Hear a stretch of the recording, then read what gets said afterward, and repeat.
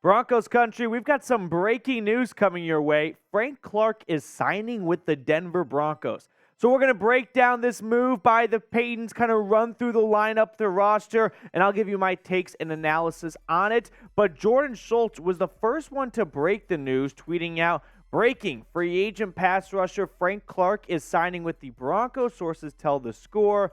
The three-time Pro Bowler and two-time Super Bowl champ with the Chiefs finds a new home in Denver. Now, what was interesting was Jordan Schultz tweeted this out while Garrett Bowles was speaking to the media following OTAs during a player press conference. So it was kind of bizarre timing. I'm not quite sure if OTAs wrapped up and Sean and George Paton like, well, that was a disgusting performance by the defensive end. Let's go get Frank Clark on the next flight out to Denver. So that was kind of bizarre timing, but is what it is. Now, Adam Schefter, about 30 minutes later, followed that up with some compensation updates because the Broncos are giving the former Chiefs pass rusher Frank Clark a one-year deal worth up to $7.5 million. The deal includes a $5.5 million guaranteed base salary and a $1 million in makeable incentives and another challenging $1 million in incentives. Now, before we really get into the nitty-gritty and the meat and potatoes of this move, this is why you have to be subscribed. When a move gets made,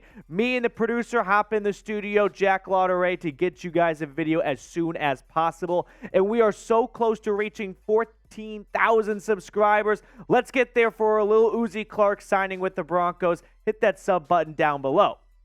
Now, the former Michigan Wolverine was a second-round pick by Seattle back in 2015. And the last 4 years of his 8-year career, he has been with the arch nemesis, the Kansas City Chiefs, as we all know. And during those 4 years, he racked up 23.5 sacks, and he was a Pro Bowler in 3 out of 4 seasons in KC. Now, he's been a very consistent edge rusher / pass rusher. With the Chiefs, they've sort of messed with his role a little bit. For a stretch, they bumped him inside to be more of a defensive tackle. That really didn't work out super well, and they moved him back outside. He has not gone over 10 sacks since 2018 when he was with the Seattle Seahawks, and he emerged on the scene with 13 sacks. But I still think Frank Clark can be a very effective pass rusher.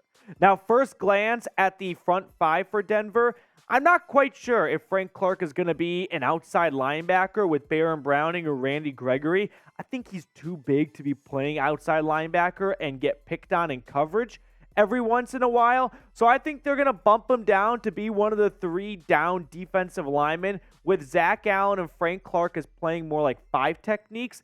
And then DJ Jones as your 1 technique, which we know that leaves you a bit vulnerable to the run. But when you play Patrick Mahomes and Justin Herbert 4 times minimum, you have to be able to get after the quarterback. Frank Clark with the Chiefs through 4 seasons was, 1, very available, right? Never missed more than a game or 2 really throughout his career. With KC, 14, 15 games a pop.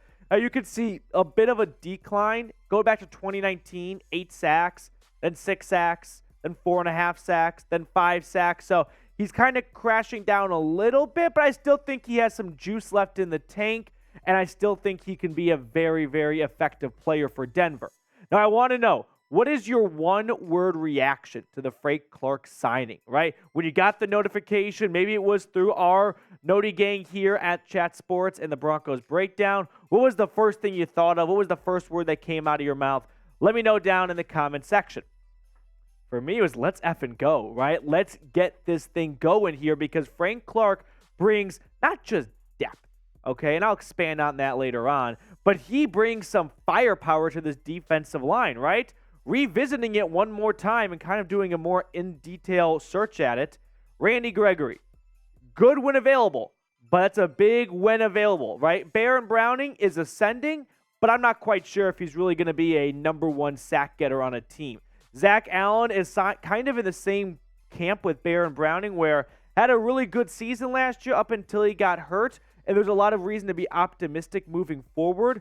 But again, we've never actually quite seen that production from him at a big scale. DJ Jones is a run stopper. Now, Frank Clark, this is not a depth signing, right? This is not, hey, let's get Frank Clark so we can be a part of a nice rotation. No, he very well could lead this team in sacks in 2023, and no one should really be surprised by that. I don't think this is a, hey, let's get a nice extra piece on the outside to give Randy Gregory a breather every once in a while. Frank Clark is going to be a mainstay of this defense. They're giving him $5.5 million guaranteed. You don't sign a $5.5 million check to have that guy every once in a while rotate in on obvious passing situations. He is going to be a big feature for this defensive line. And then, like I said, the other four guys last season, a lot of, good parts. Browning had 5 sacks. Allen had 5.5 sacks in only 13 games played. And I don't think Zach Allen was signed to be a double-digit sack player, right? If you can get him to 8 or 9 sacks, you're probably happy with what he's contributing because he's also going to be effective in stopping the run. But Randy Gregory, 2 sacks in 6 games played. Nic Bonitto, more or less a redshirt freshman last season. So it does make you wonder if the Paytons were sitting on their perch, watching the OTAs, getting ready for minicamp, and thought, this is not going to cut it. I mean, there's no contact. There's no pass rushing drills on 7-on-7s. So it's a little bit of a stretch to actually think that. But maybe after a couple of organized team activities, they decided we have seen enough from Nic Bonitto and Randy Gregory is still rehabbing. Let's not play with fire here. Let's go get a bona fide pass rusher like Frank Clark and really complete this defense for the last missing piece of the puzzle, which is a reliable pass rusher, right? Randy Gregory, he's not that. I have to see him play at least 14 or 15 games before I can be, before I can count on Randy Gregory to be a reliable player on this team. Baron Browning has shown me a lot of great glimpses, but I don't know if he's ready to take over as a team's #1 edge rusher. Frank Clark can step in and immediately become that for any team pretty much. So sound off for me. Who will lead the Broncos in sacks? There are 5 pretty good candidates out there, I'd say. Maybe 4 candidates. Frank Clark, Baron Browning, Randy Gregory, Zach Allen. I think those are your top 4 candidates. Is it one of those 4 guys? For me, I'm going to go with Frank Clark. I know he's the new guy on the block. It's only June, so he's got plenty of time to learn the playbook, hang out with Vance Joseph, have the time of his life under VJ's defense. And I think come September and October, he's going to be up to 100% ready to roll. And as soon as Randy Gregory hops on short-term IR, Frank Clark will step in and he will become this team's #1 pass rusher. So for me, I'm going with Frank Clark. Now, more analysis on this move I want to share with everyone. You can clearly see a trend by George and Sean Payton. Where are they spending the Walmart Heirs money? The trenches. Mike McGlinchey, $87.5 million. Ben Powers, $51.5 million. Zach Allen, $45.7 million. And Frank Clark gets a 1-year, $5.5 worth up to $7.5 million. So when Sean Payton took this job, and he started the blueprint, right? He started from the ground zero to build it up, to turn things around.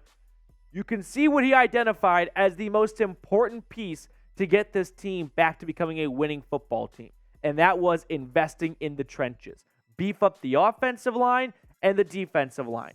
He didn't go out in free agency and sign David Montgomery or a splashy running back. He didn't go out there and get some playmaking corner. What did he do? He spent millions and tens of millions and almost hundreds of millions of dollars on the trenches, improving the right tackle position, the left guard spots, defensive line with Frank Clark. They signed Tyler Lancaster last week, Zach Allen to kind of kick off free agency back in March. If you're looking for what Sean Payton identified as this team's #1 issue, I think the money trail leads you to that answer, the trenches. So best of luck to Sean Payton. Hopefully, this is what this team needs to get back to becoming a winning team in the AFC West.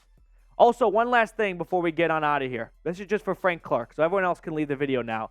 Can you please bring the Chiefs playbook? It'll be our secret. Just kind of stick it in your bag. Just leave the facility. No one has to know. And just bring that to Dove Valley because everyone would greatly appreciate to know what trickery and tomfoolery Andy Reid is doing. So the next time he clowns the Raiders in like week 15 or whatever that was last year when they did, a merry-go-round before going up to the line of scrimmage, Vance Joseph and the defense can be prepared. So everyone else come back to the video now. That was just a private little segment right there between me and Frank. Thank you all so much for tuning in for our second edition of the Broncos Breakdown. What is it with this team loving to have some good breaking news or rumors always on the same day? 2 weeks ago, they signed like 3 players in one day. Today, they get linked to Dalvin Cook once he's released, which it looks like he's going to be a Dolphin. And now they signed Frank Clark. We'll sign off. We'll see everyone later.